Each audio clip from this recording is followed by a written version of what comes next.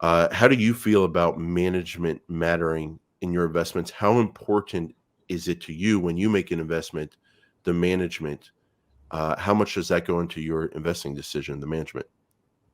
Of course, it makes a lot more of a difference. But the main point that I saw that's kind of opened my mind up with this book, especially in the way that Buffett has looked at investing in these particular companies, he got into General Dynamics when it was abundantly clear what the strategy was. The company was all about returning money to shareholders. Mhm. That's kind of when he got into it. And it's exactly the same thing that we're seeing with Oxy right now, where the company is not going to be putting out a lot of capex. They don't have a lot of capex. It's all about returning money back to shareholders. Yeah. It's the same Buffett, same playbook, different companies, of course, but the playbook is the exact same. That's what we saw with General Dynamics. That's what we're seeing with Oxy here. Even And with, sorry, yeah, go ahead. oh, were you going to say Coca-Cola? No, I was going to talk about the Washington Post. So again, he got in exactly when it was abundantly clear Mm, that the CEO is all about returning money to shareholders. In fact, he coached Catherine Graham about like, this is what you should do. This is how you can make acquisitions that make sense and return money to shareholders.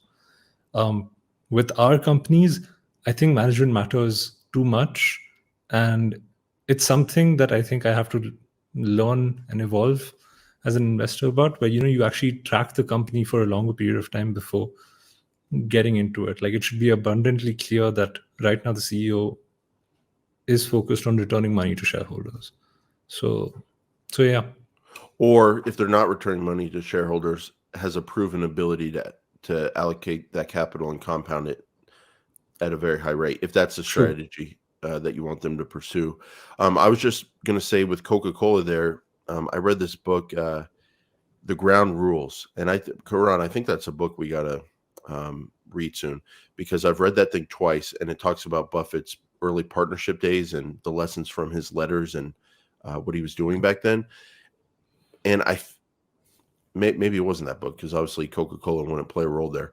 So it could have been a different book, but one of these books, they talk about his investment in Coca-Cola, and he made, I think it was either Coca-Cola or maybe it was American Express. I'm sorry, because this was back Okay. then um, with the salad oil scandal.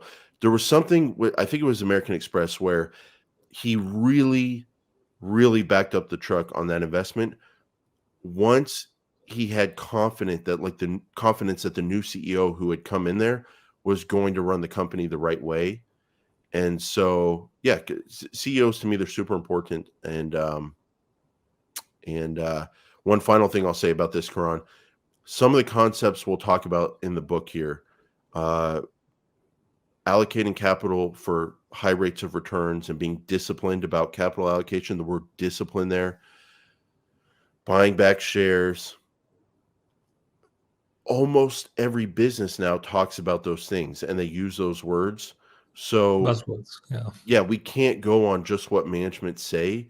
We have to go on behaviors and their track record. And Mohnish gets asked this in a lot of his lectures. How do you know if a management is good? What do you think about management? How do you judge Right. people? And if I'm remembering correctly, to paraphrase, I think he's been saying a lot of like, well, everybody has a track record. You look at the track record and that speaks for itself. So we can't just listen to what management says about buybacks and about allocating capital in a disciplined way. We have to look at what they actually do, look at their track records, and that's how we can judge them. So just wanted to throw that out there.